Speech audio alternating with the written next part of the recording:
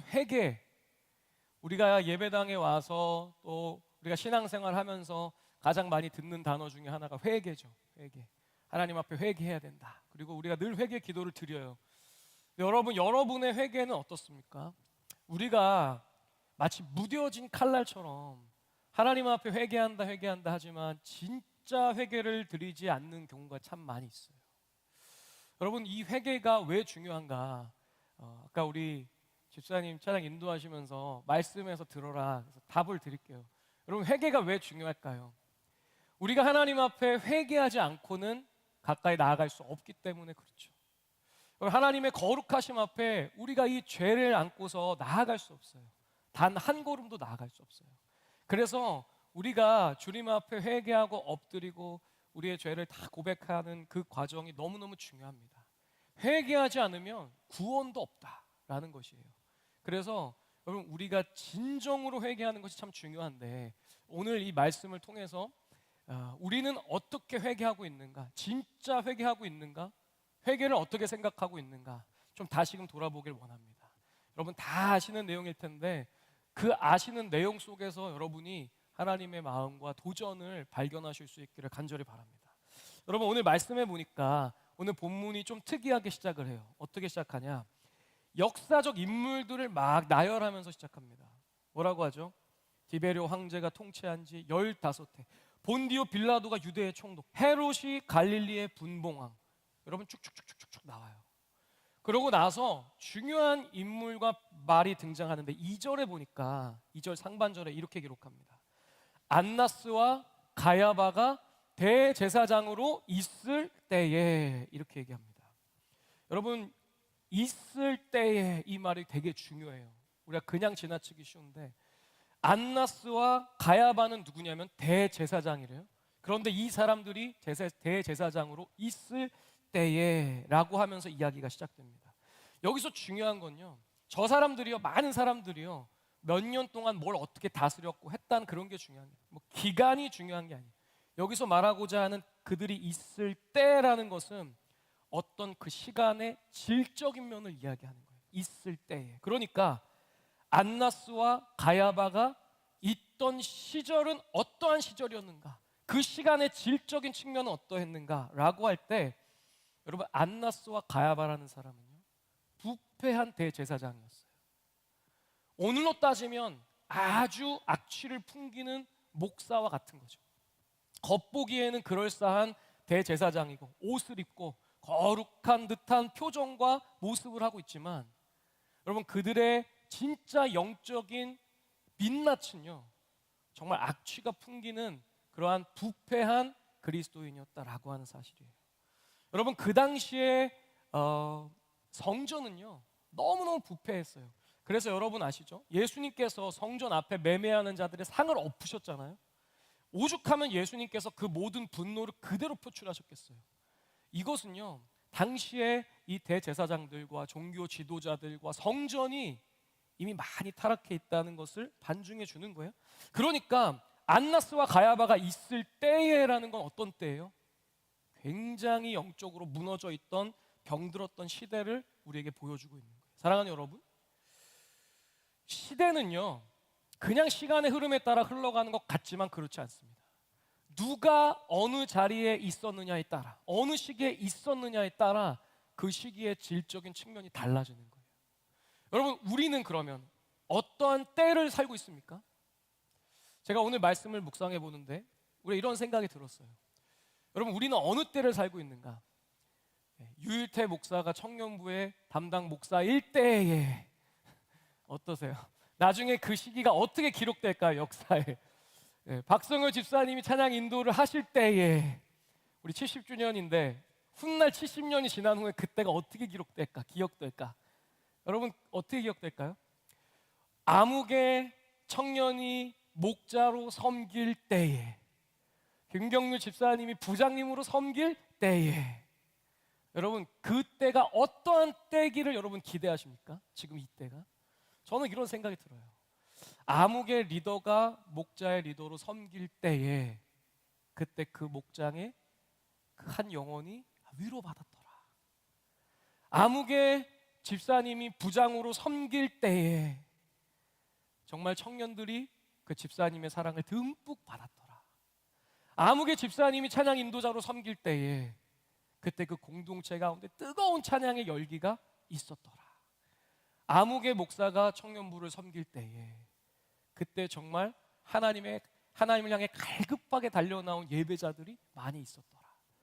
여러분, 목사, 직분자뿐만이 아니죠. 여기 계신 예배자에 있는 여러분이 있을 때에 이 예배가, 이 피스터스 공동체와 금호 중앙교회의 이 센트럴 워십이 정말 하나님 보시기에 아름답게 드려졌더라. 저는 이러한 고백이 저희의 마음속에 기대와 함께 있었으면 좋겠고, 또 하나님께서 우리의 이때를 그렇게 평가하시기를 간절히 바랍니다. 여러분 안에 이러한 거룩한 갈망이 있으면 좋겠어요. 여러분, 이 모든 것들은요, 하나님 앞에서 우리가 회개함으로 나아갈 때 이루어진다는 사실이에요. 오늘 이 대목에서 반전의 이야기가 뒤이은 말씀에 등장하는데요. 2절 말씀 우리 함께 한 번 더 읽도록 하겠습니다. 2절 말씀입니다. 시작. 안나스와 가야바가 대제사장으로 있을 때에 하나님의 말씀이 빈 들에서 사가랴의 아들 요한에게 임한지라. 아멘. 여러분, 하나님께서 저는 반복적으로 말씀하시는 것 같은 느낌을 받아요. 요새 어떠한 거냐면 하나님께서 계속 어떤 한 사람을 요구하시는 것 같아요. 한 사람을 말씀하시는 것 같아요. 제가 오늘 말씀을 준비하면서 이 부분을 뺄까도 생각을 했었어요. 왜냐하면 중복되는 말씀이에요. 지난주에 갈급한 심령, 그 한 심령을 얘기했는데 또 그런 말씀이 등장. 그러나 여러분, 이것은 하나님께서 우리에게 정말로 반복해서 요구하시고 요청하시고 부탁하시는 말씀이에요. 여러분, 뭐라고 기록하고 있냐면 말씀이 임했는데 어디에 임했냐면 성전이 아니고 대제사장에게 임한 것이 아니고 광야에 임했습니다. 광야에 이름도 모를 한 청년에게 오늘 하나님의 말씀이 임했다는 거예요. 여기서 말씀이 임했다는 건 그냥 하나님의 음성이 들렸다, 이러한 얘기가 아니에요. 콜링이라고 하죠. 하나님께서 한 사람을 부르시는 거예요. 소명의 자리로 부르시는데 여러분, 누구를 부르시냐면 사가랴의 아들 요한이라는 제도권과는 아무 상관없는 변두리의 한 청년에게 말씀하시는 거예요. 임한 거예요. 여러분, 여기에 굉장히 중요한 영적인 원리가 담겨져 있어요. 하나님의 부르심은 거룩하게 포장된 장소나 그러한 직분을 가진 사람에게 임하는 것이 아니라는 거예요. 오히려 하나님 앞에 갈급한 심령으로 부르짖는 그 한 영혼, 한 심령에게 임한다는 사실을 오늘 하나님 말씀하고 계신 거예요. 그러니까 여러분, 우리에게 적용해 보면 하나님의 말씀이요, 설교를 준비하는 유일태 목사에게 임하는 게 아니에요. 목사기 때문에 하나님이 부르시고 소명을 주시고 계속해서 그 길을 가게 하시나, 물론 그런 부분도 있죠. 그러나 하나님은요, 오늘날도 하나님을 찾고 부르짖는, 그래서 광야로 걸어 나아가는 그 한 심령을 찾으신다는 거예요. 여러분, 오늘 이 요한이요, 사가랴의 아들 요한이요, 어디에 나아가서 하나님을 만났죠? 광야에 나아갔어요. 여러분, 한번 생각해 보세요. 요한은 왜 광야에 갔을까? 여러분, 요한이 갈 수 있는 곳이 많은데 하필 왜 광야에 갔을까? 여러분, 광야는 어떤 곳이라고 했죠? 아무것도 의지할 곳이 없는 곳이에요. 주변에 보면 아무것도 없어요. 그러니까 어디만 쳐다볼 수 있어요? 오직 하늘만 쳐다볼 수 있는 곳이죠. 무슨 뜻입니까? 오늘 요한이요, 하나님 앞에 기도하러 광야에 나아간 거예요. 메마른 심령으로 하나님 앞에 간구하기 위해서 나아간 거예요. 뭐라고 간구했을까요? 여러분, 그가 이렇게 기도했을 거예요. 하나님, 하나님의 성전이 무너지고 있습니다. 하나님의 성도들이요, 변질되고 있습니다. 하나님, 백성들의 믿음이 변하고 이 시대가 너무너무 악합니다. 하나님, 불쌍히 여겨주시옵소서. 하나님, 불쌍히 여겨주시고 긍휼을 베풀어 주시옵소서. 아마 그가 하나님 앞에 광야에서 하늘을 쳐다보고 이 시대를 놓고 이 성전을 놓고 백성들을 놓고 기도했을 거라는 거예요. 여러분, 그때 하나님의 부르심의 그 말씀이 임했다라는 사실이에요. 사랑하는 여러분, 여러분도 부르짖으실 수 있기를 바랍니다. 여러분, 공동체를 위해서 부르짖으실 수 있길 바라요. 공동체, 그 임원들이 하는 거 아니야, 리더들이 부르짖는 거 아니야, 목사가 하는 거 아니야. 그렇지 않다는 거예요. 하나님은 이 공동체를 놓고 광야 같은 삶 속에서 하나님께 부르짖는 그 한 사람의 기도를 들으시는 거예요. 그리고 그 한 사람을 통해 주님의 길을 예비하는 어마어마한 은총을 허락해 주셨다라고 한 사실입니다. 여러분 나는 아닙니까? 아니죠. 여러분 저는 여기 계신 한 분 한 분이 오늘 이 광야에 외치는 자의 소리를 다 소유하실 수 있기를 간절히 바랍니다. 좀 기대가 돼요. 여러분을 통해서 하나님이 어떻게 일하실지. 여러분 단순히 청년부만 놓고 기도하지 마시고요. 여러분 이 교회를 놓고 기도하세요. 70주년을 맞이한 이때에, 교회가 문을 닫고 믿는 사람들이 다 떠나가는 이때에 하나님, 내가 이 교회를 위해 부르짖습니다. 그때 하나님 어떻게 그 인생을 사용하시는가? 한국 교회를 놓고 부르짖습니다. 그때 이 한 사역자를 어떻게 사용하시는가?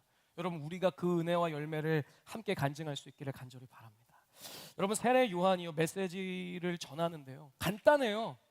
회개하라는 거예요. 회개하라. 간단하죠. 설교가 끝났어요. 회개하라. 회개하면 됩니다. 근데 여러분 조금 살펴봐야 될 게 있어요. 누가복음 3장 3절 말씀을 우리 함께 한 목소리로 읽겠습니다. 누가복음 3장 3절입니다. 시작. 요한이 요단강 부근 각처에 와서 죄 사함을 받게 하는 회개의 세례를 전파하니. 아멘. 여러분 뭐라고 하죠? 회개의 세례를 전파했다. 여러분 회개, 먼저 회개에 대해 살펴봐야 돼요.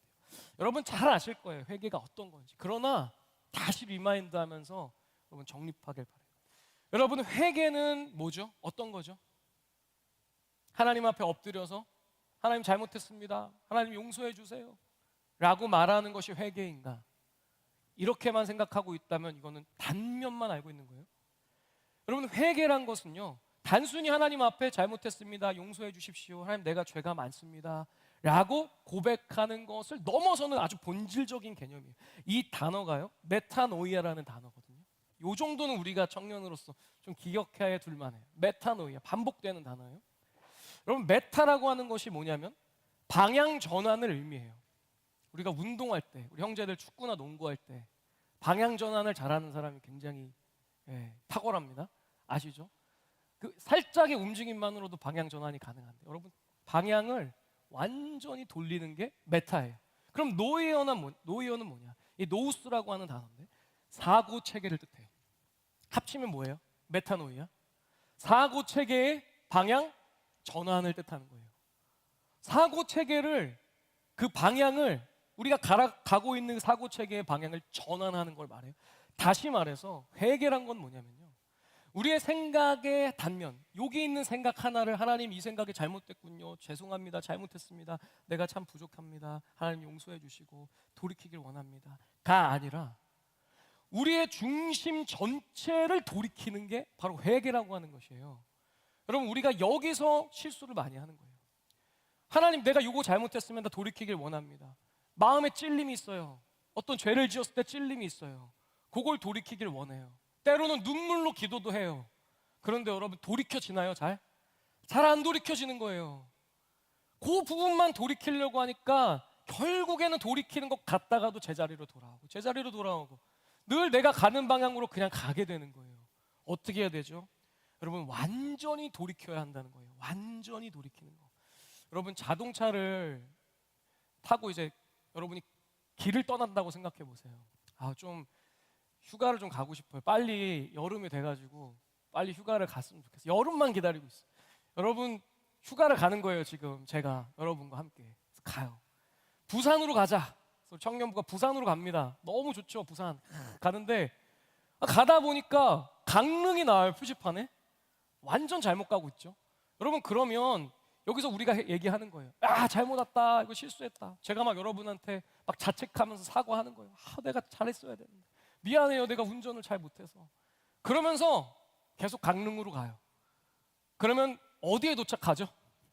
강릉에 도착하는 거예요. 여러분 강릉을 잘못 가고, 강릉으로 가는 게 잘못된 걸 알면서도 계속 가면 결국에 도착지는 강릉이에요.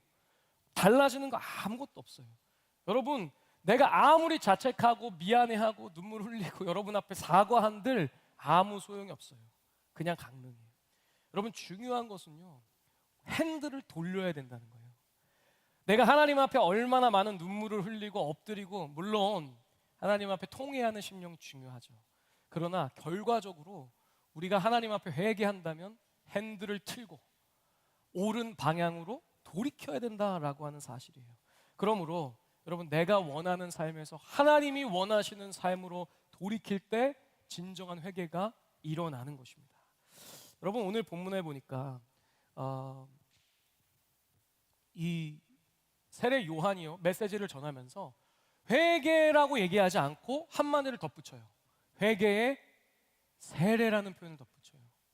여러분 세례 받으셨어요 다? 여러분 세례를 받을 때 우리가 어떻게 세례를 주죠? 우리가 편의상 물을 이렇게 찍어서 머리에 대고 기도를 하죠.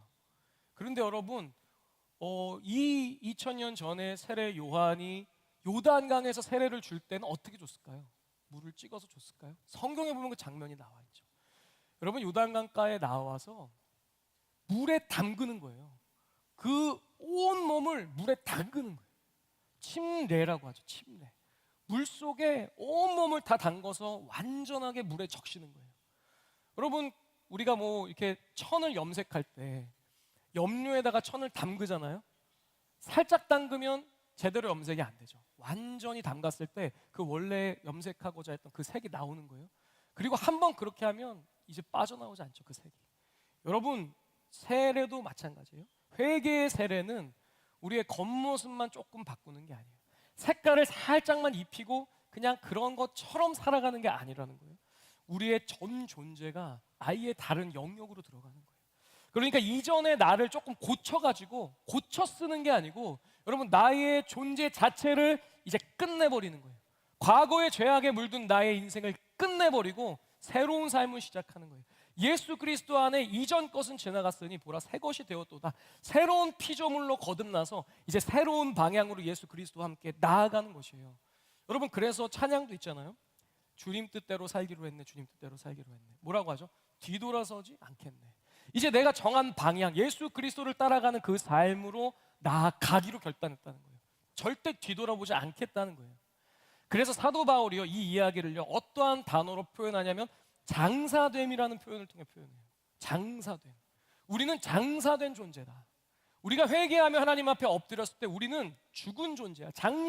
장례를 치른 존재다. 이렇게 얘기를 해요. 여러분 누구의 장례식이죠? 우리의 장례식이에요. 저의 장례식이고 여러분의 장례식을 우리는 치러야 된다는 거예요. 그것이 진정한 회개라는 거예요. 여러분 한국 초대교회에 유명한 그 부흥사로 이름을 날렸던 한 목사님이 있어요. 김익두 목사님이라는 분인데 혹시 들어본 분 계세요? 김익두 목사님 이야기.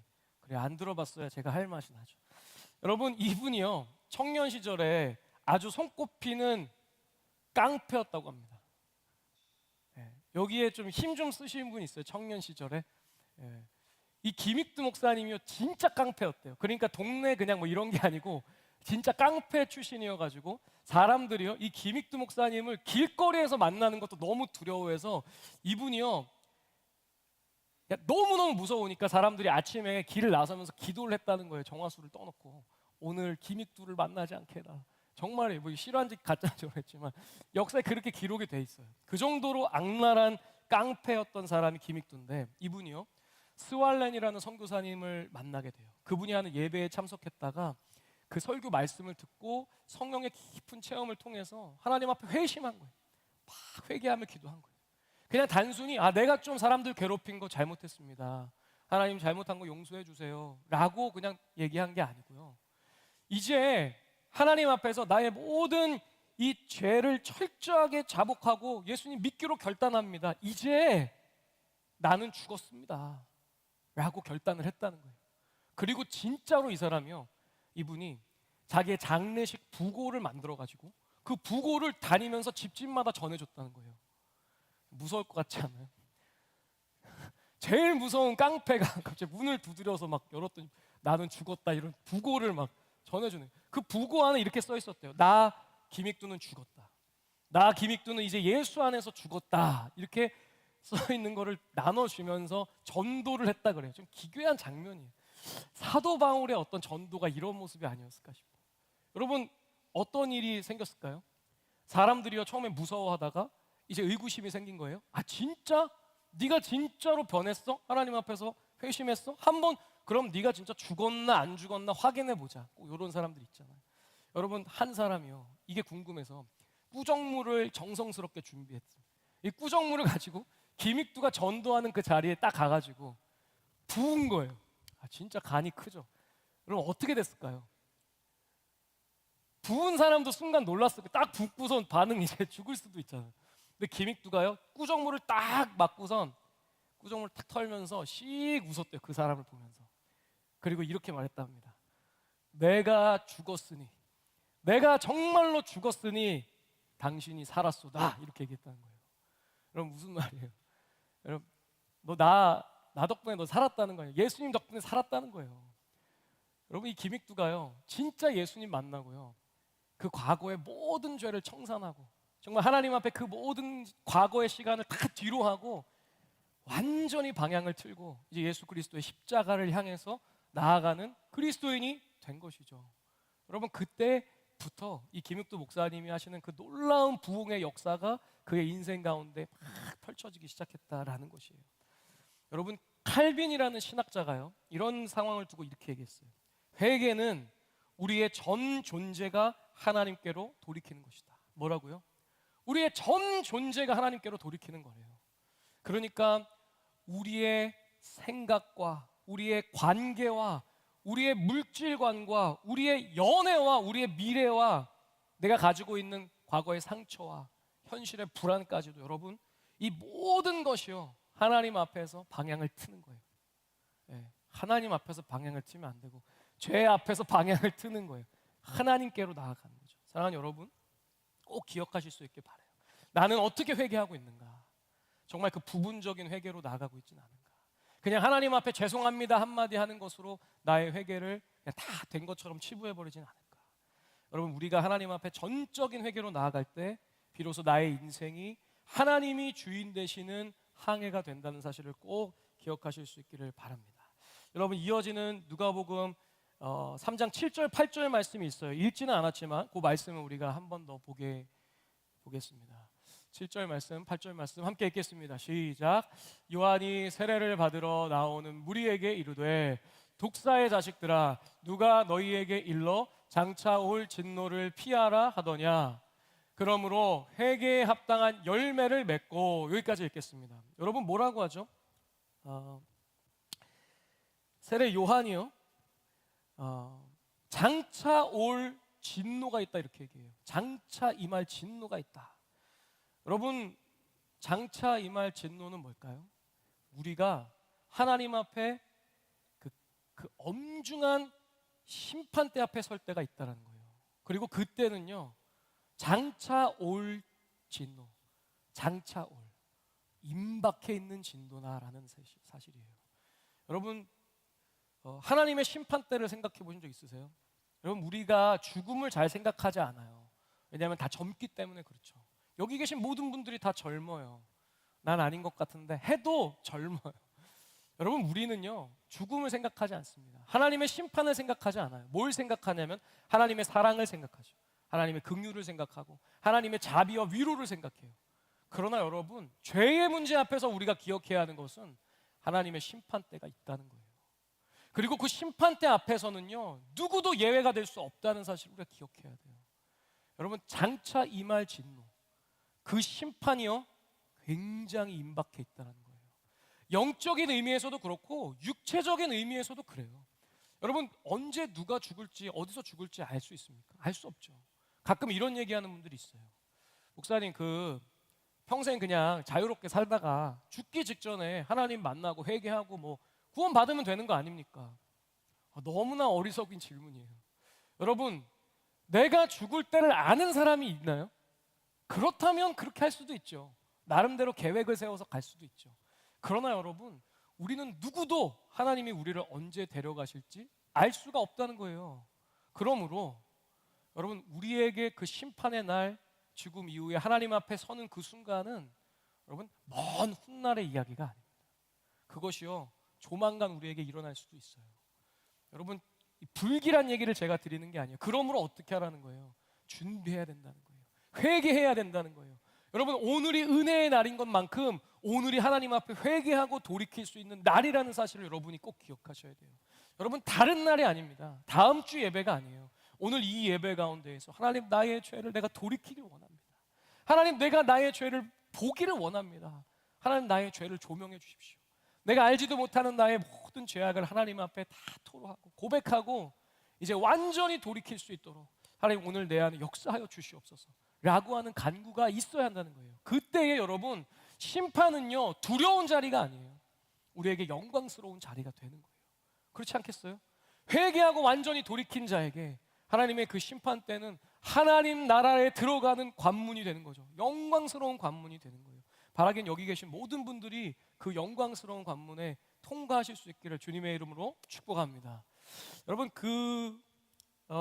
장차올 진노와 함께 한 가지를 더 얘기하는데 여러분 기억하셔야 돼요. 뭐냐면 회개에 합당한 열매를 맺어라 라고 하는 말을 하고 있어요.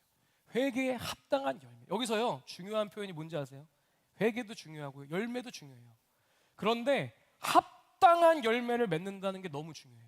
여러분 여기서 합당하다는 말의 뜻이 뭐냐면요 무게를 말하는 거예요. 무게. 그러니까 회개에 합당한 열매는 뭐냐면요 우리가 하나님 앞에 눈물 흘리고 자복하고 결단하는 그 회개의 무게만큼 그 열매가 있어야 된다는 거예요. 그러니까 우리가 말로만 백날 회개한다고 말하고 우리의 삶이 그대로라면요 여러분 그것은요 회개에 합당한 열매를 맺는 삶이 아니라고 하는 사실이에요. 여러분 오늘 요한이요 뒤이은 말씀에 아주 디테일하게 그 얘기를 하고 있어요. 뭐라고 하냐면 여러분 지금 본문에 우리가 읽지는 않았지만 레위인은요 세리는요 부당하게 거두지 말고요 군인들은요 착취하지 말아라 압제하지 말아라 이런 말들이 아주 디테일하게 구체적으로 기록되어 있어요. 여러분 옷 2벌 있는 자는요 나눠주라고 얘기하고요. 여러분 많은 여기에서 지침들을 이야기하는데 이 이야기하는 것은 이 내용을 우리가 그대로 지키라는 것이 아니고 이건 뭘 얘기하냐면 여러분 우리가 하는 회개에 합당한 열매가요 종교적인 게 아니라는 거예요. 여러분 우리가 회개를 생각할 때 종교적으로 생각해요. 하나님 앞에 나와서 막 뭘 고백하고 결단하고 하겠습니다 말겠습니다 종교적 행위로 생각해. 그러나 여러분 진정한 회개는 뭐냐면요 돌이켰다 그랬잖아요. 돌이키면 돌이킨 길로 나아가야 되는 거예요. 뭐냐면 행함이 있어야 된다는 거예요. 여러분 삶 속에서 여러분이 회개하신 그 회개의 열매가 맺혀지고 있다고 생각하세요? 아니면 그냥 회개의 고백만 있고 그 결과는 없다고 생각하세요? 여러분 우리가 이것을 볼 수 있어요. 사과나무가 나는 사과나무입니다 라고 말합니까? 아니면 그냥 사과 열매가 맺어집니까? 우리가 사과 열매가 맺어진 걸 보고 이게 사과나무구나 라고 알 수 있는 거예요. 나는 회개한 사람입니다. 난 하나님 앞에 돌이킨 사람입니다 라는 말은요 종교적 선언에 불과한 거예요. 진짜 회개한 사람은요 그 열매로 그의 회개를 알 수 있게 되는 거예요. 제가 예전에도 한번 얘기했지만 제가 제 나름대로 회개한 결과라고 생각하는 게 있어요. 너무 유치하지만요.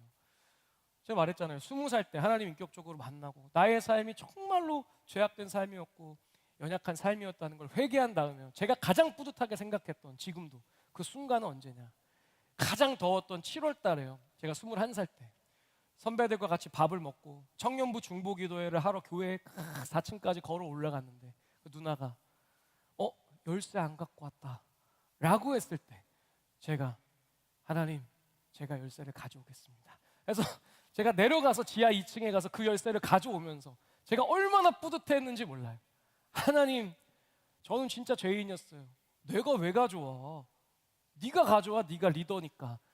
그 누나에게 그렇게 말할 그 마음을 가지고 있었는데 그래 내가 한번 가져와 보자.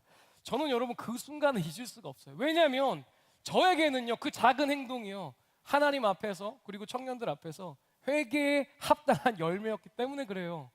여러분 다른 사람이요 너 회개한 것 같아 여러분 이 말을 듣고자 하는 게 아니죠.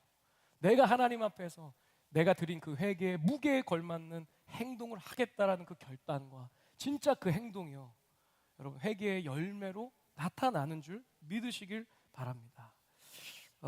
여러분 성경에 보면요 정말 그 회개에 합당한 열매를 맺었던 인물이 등장해요. 시간이 많이 가 제가 이 얘기만 하고 여러분 삭개오라는 사람 있죠.